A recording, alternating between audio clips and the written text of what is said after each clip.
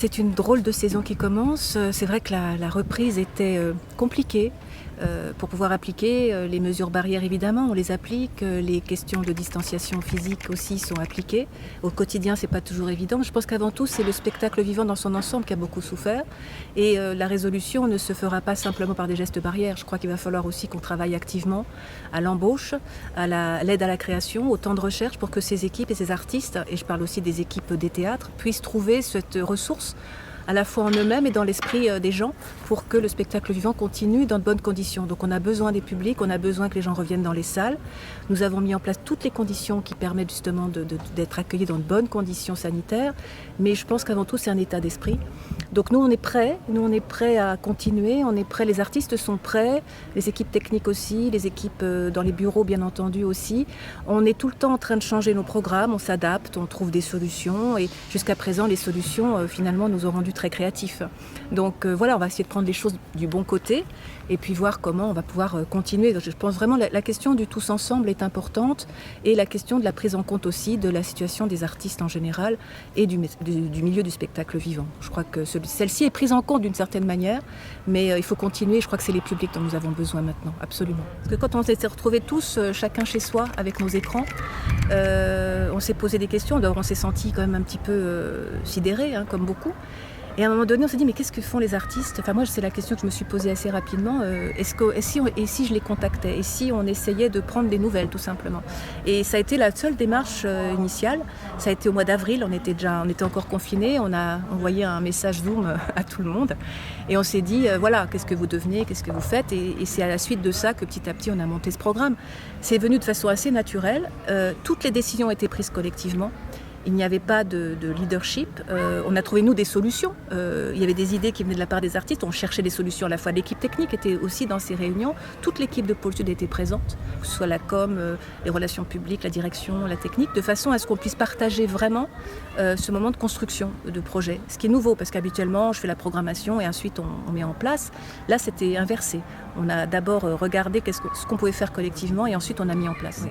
Programme commun, c'est finalement une forme non pas de réponse, mais en tout cas une solution, enfin une partie de la solution pour que l'on puisse à nouveau montrer le corps, travailler et surtout donner du travail tous ensemble à travers un projet un peu utopique, puisqu'il s'agit de réunir pendant le confinement tous les artistes compagnons avec lesquels nous avions travaillé pendant ces quelques dernières années, du territoire, ou d'un territoire assez proche, pour pouvoir justement éviter tous ces problèmes de géographie, des problèmes de distance au sens physique du terme et géographique du terme. Et avec eux, on a inventé une formule qui permettait justement de se remettre dans les studios, de pouvoir retravailler ensemble, tout en respectant aussi la question de la distanciation physique, puisque sur le plateau, on ne peut pas se toucher, ou en tout cas à l'époque, nous avions fait ce programme, il y avait cette question-là. Donc on arrive à des formules qui sont plus des solos, et avec des musiciens parfois, mais la question qui était finalement centrale et qui nous a motivés, c'est de faire ensemble. Et cette question de commun, c'est comme ça qu'on est arrivé à cette appellation de programme commun, qui pourra faire penser à quelques aînés une histoire de notre pays. Mais en tout cas, c'est avant tout quelque chose qu'on a pensé ensemble. Il n'y a plus de verticalité entre un théâtre et des artistes. Ce sont les artistes qui, avec nous, l'ensemble de l'équipe, a construit ce programme, a construit ces événements. Donc il y aura à la fois des temps de résidence, des événements pour le public, ce qu'on a appelé événement jour, épisode nuit, qui permettra justement de voir non seulement la vivacité et la vitalité de ces corps au travail, mais aussi de montrer comment on a une forme de solidarité qui s'est manifestée véritablement à travers tous ces danseurs et danseuses, chorégraphes, interprètes, musiciens aussi, qui justement tous ensemble vont faire une proposition, je pense, extrêmement vivifiante et qui va donner un point de démarrage à notre saison, probablement qui donnera le signe aussi de l'esprit de la saison. Quelques chorégraphes et danseurs ont commencé à répéter déjà cet été ici à Pôle Sud.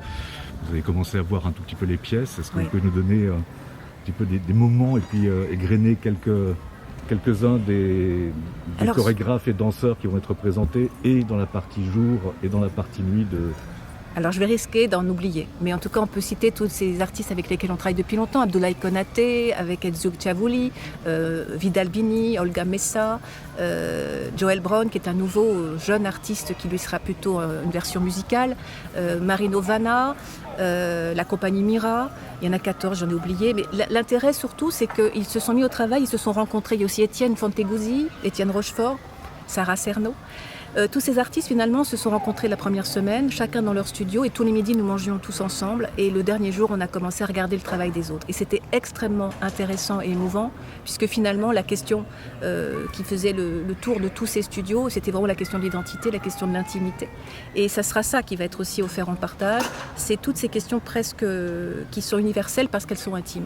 Donc ce sera des moments de rencontre, l'épisode jour qui aura lieu le 26 septembre, et l'épisode nuit qui aura lieu le 16 octobre. Et au milieu de tout ça, ou juste avant, il y aura Vidal Bini qui représentera la fameuse pièce Morituri. Ce qui était certainement le plus intéressant, c'est que à des problèmes que les uns rencontraient à l'étape de leur recherche, d'autres avaient des solutions qui venaient de très loin. Par exemple, un travail rythmique de Ezio avec son musicien batteur sur une question de qui prend le relais du corps ou de la musique. C'est un autre artiste qui est donc Jean-Louis Gadet, qui vient d'Afrique, qui a raconté des anecdotes dans son pays, qui est de chanter avant de danser. Vous voyez, ce sont des résolutions qui ont été extrêmement intéressantes, parce que d'un seul coup, il y avait un partage aussi de façon de regarder le monde, de façon de faire, qui pouvait aussi les aider les uns et les autres à écrire leur propre partition. Donc là, c'est des éléments techniques, mais il y avait aussi des vrais témoignages de sincérité sur les histoires personnelles, le sous-jacent du sujet, c'est-à-dire il y avait quelque chose vraiment de l'ordre de l'intime que le spectateur ne verra peut-être pas, mais qui était quand même aussi présent dans le travail de recherche. Donc c'est des moments, je pense, qui vont continuer. Je pense que ces rencontres, les artistes ne se connaissaient pas. Ils se connaissaient parce qu'ils traversent la même ville, mais ne se connaissaient pas artistiquement, vraiment. Donc du coup, là, je pense que c'est le début d'une nouvelle histoire.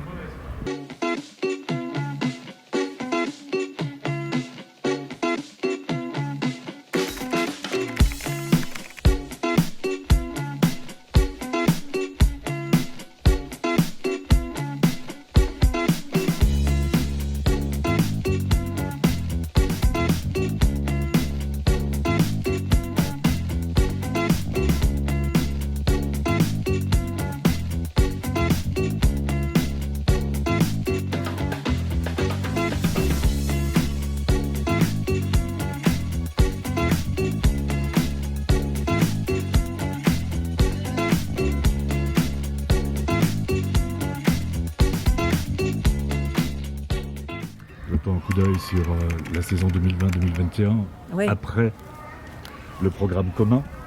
Oui, ça va être une saison très riche. C'est une saison qui s'annonce une fois de plus très riche. En fait, on est presque victime de... Voilà, c'est pareil, la question de l'annulation des pièces la saison dernière. On a quand même annulé un festival et une fin de saison, c'est presque 20 productions différentes. On n'a pas pu tout reporter, on a quand même payé tous les contrats, on est bien d'accord sur les questions de solidarité. Mais il a fallu aussi faire quelques choix pour pouvoir quand même accueillir quelques artistes qui étaient pour nous indispensables pour nous accompagner sur la saison qui vient. Donc on a un programme qui s'est étoffé en fait de plus d'une trentaine de propositions, on est à plus de 40 aujourd'hui. Donc c'est une saison très très riche, mais qui est très incertaine.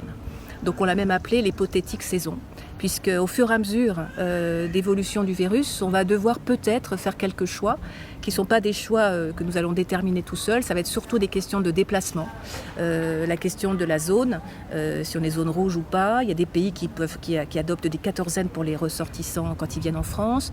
Il y a des pays dont les accès sont devenus aujourd'hui très difficiles, comme l'Afrique du Sud, comme le Brésil. Donc ce sont des questions, on est toujours sous un point d'interrogation. On va devoir à chaque fois nous adapter, le public va devoir s'adapter avec nous. On espère présenter la totalité du programme, mais rien n'est moins sûr et on va y aller au fur et à mesure. Je crois que ça va être jour après jour pratiquement. On adapte, on trouve des solutions. Les artistes viendront peut-être quand même, mais peut-être pas avec la totalité. Enfin voilà, ça va être, tous les théâtres sont dans la même situation, ce qui peut à la fois être rassurant et pas du tout rassurant. Et encore une fois, j'insiste sur la nécessité que le public se déplace. Il sera moins nombreux, c'est sûr. Ils seront un peu espacés. Quand on parlait des corps pour les danseurs, c'est pour nous aussi. C'est quelque chose de terrible en fait pour chacun d'entre nous, de ne plus pouvoir enlacer, de ne plus pouvoir s'approcher, de ne plus pouvoir s'exprimer par le corps. Finalement, les danseurs, en le faisant à notre place, vont peut-être exorciser aussi une partie d'entre nous qui avons envie justement de ce mouvement. Donc ça peut être aussi un moment de réconfort que de voir encore des corps en mouvement, d'une certaine forme de liberté, contrôlée bien entendu. Les lignes de force sont là et on y tient beaucoup. C'est notre nouveau focus qu'on appelle l'année commence avec elle, avec cette écriture de chorégraphe femme sur le féminin. Donc là, c'est un focus qui continuera à exister, il va se renforcer même, avec 7 artistes différentes qui viennent de l'international, à la fois Cristina Maura de Brésil, Una Doherty qui vient d'Irlande, Lalia Igadé qui vient d'Espagne, Silvia Grebodi d'Italie. Voilà, c'est un focus qui va aussi montrer des paroles féminines de plusieurs pays. Il y en a d'autres, Lara Barzac, Mercedes Dassi. Donc voilà, c'est des nouvelles personnes, des gens qu'on ne connaît pas forcément. Donc ça sera vraiment une belle occasion. On reste toujours très intéressé par les nouvelles danses urbaines. Ça a toujours été un axe important de notre travail, qui n'est pas seulement de la danse hip-hop, parce que quand on dit hip-hop, on résume un peu trop vite ce qu'on pourrait appeler les nouvelles danses. Pour moi, c'est les nouvelles danses d'aujourd'hui, tout simplement. Et je crois que le mot danse, même contemporaine, n'a plus de sens. Il faudrait dire danse d'aujourd'hui ou danse tout court. Donc ça va être un focus assez important avec des gens comme Bruno Beltrao, qui est magnifique, des gens comme Amine Boussa, qu'on ne connaît pas encore, Hamid Benmaï, un peu plus traditionnel, je dirais, dans les danses hip-hop, Étienne Rochefort, qui vient aussi de cette écriture-là. Donc on a plusieurs propositions, ou Marco da Silva Ferreira, qu'on vient de découvrir. Là, c'est le focus danse urbaine. On a toujours notre lien très fort avec ce qu'on appelle les chorégraphes de génération antérieure, donc on y tient toujours. C'est des gens comme Dominique Boivin qui reviennent, qui a été le premier chorégraphe invité à Pôle Sud, Georges Apex qui termine son abécédaire, Mark Tompkins qui revient aussi en création. Il y a aussi beaucoup de pays aussi qui sont représentés, comme l'Afrique du Sud avec Jérémy Ned, avec Robin Orlin qui malheureusement sera reporté. En tout cas, ça faisait partie de notre programmation. Il y a aussi Dorothée Munyaneza qui revient aussi avec un très beau travail sur 5 femmes afro-descendantes ou africaines. Il y a toute une réflexion aussi sur la question des danses d'ailleurs. Le programme est vaste, il y a 43 propositions. Il y en a pour les jeunes publics aussi, il y en a pour la famille. Je ne vais pas citer tout le monde, mais c'est vrai qu'il y a une densité de propositions qui va nous permettre justement, il y a le festival Extra Danse bien sûr, avec des nouveaux, des anciens, une nouvelle magnifique qui s'appelle Nash, qui vient du Crump, qui va venir avec 2 propositions à la fois étonnantes, qui ramènent au-delà du Crump et des danses urbaines, encore une fois, des gens qu'on avait déjà fait venir, mais de façon un peu discrète, comme Arnaud Sweetmaker, qui travaille sur les danses d'hypnose. Voilà, il y a toute une panel de choses, quelques revenants, Emmanuel Eguermont, qui revient, Franck Micheletti, qu'on aime toujours. Il y a aussi une nouvelle portugaise, Catarina Miranda. Voilà. Il y a vraiment une variété de productions, parce qu'effectivement, c'était une année qui était conçue comme extrêmement riche. S'il n'y avait pas eu ce virus, elle était prête, notre saison. Voilà, la saison était prête. Et puis voilà, il est arrivé, il ou elle, je ne sais pas comment on dit maintenant. Et on s'adapte, on va essayer de présenter le maximum de choses. Alors un mot sur le nouvel artiste en résidence, qui est Étienne Rochefort. Étienne Rochefort va inaugurer la soirée, puisqu'il était déjà là aussi sur la plage du Baggersee l'an dernier. C'est notre artiste associé pour 3 ans. C'est un artiste original parce qu'il a absolument il est dans une forme d'humilité par rapport à son travail. Il touche à plein de choses. Il touche à la danse, à la musique, au dessin animé. J'allais dire aussi, il était skateur, il est vidéaste, il est cinéaste. Et il va essayer de mélanger un peu toutes ses compétences au service de projets différents, à la fois en direction des artistes, puisqu'il va créer des pièces avec des artistes de la région, qui s'appelle ça va s'appeler Portrait, avec 4 danseurs d'ici. Il va aussi présenter une nouvelle idée qui va être une web-série qui va être produite au cours de ces 3 ans. Donc ça aussi, c'est des nouvelles directions de travail sur lesquelles on n'était encore jamais allé, donc ça va être une expérience en plus. Un dernier mot sur le côté transfrontalier. Est-ce qu'il y a une solidarité qui s'est mise en place au sein de la région Grand Est, avec l'ensemble aussi des partenaires, le cas échéant, je pense à Freiburg, à d'autres lieux en Allemagne? Oui, il y a toujours le réseau Grand Luxe a été très actif pendant le confinement. En fait, comme on n'arrivait pas à se voir en vrai, donc on a utilisé comme beaucoup cette visioconférence. Et c'est finalement, le programme commun est presque né de Grand Luxe, puisque c'est à partir de Grand Luxe pendant lesquels on a, donc avec nos partenaires, il y a Fribourg, il y a la Suisse, Genève, l'abri à Genève, il y a le Grand Studio à Bruxelles, il y a Luxembourg, il y a la France bien sûr avec 2 CCN et nous-mêmes, donc le Ballet de Lorraine et le Ballet du Rhin plus Pôle Sud. Avec tous ces partenaires, on a véritablement échangé tout le temps pendant le confinement. pour chercher des solutions d'accompagnement et de solidarité. Donc on est toujours sur la même lancée, on va continuer à travailler avec eux, on a mis en place des formations, on va mettre en place des bootcamps, bref, ça c'est un sujet qui continue. Avec Strasbourg, on s'est beaucoup aussi parlé, les uns les autres évidemment, parce qu'on cherchait collectivement des solutions. On est solidaires aussi des solutions, parce on s'accueille les uns les autres. Musica vient chez nous, on va au Maillon, le TJP, on y va aussi. Enfin, il y a toute une série de collaborations qui continuent, et à chaque fois, on doit évidemment se mettre ensemble et discuter sur les meilleures façons d'accueillir les artistes et les publics, parce que ça, c'est la question aussi.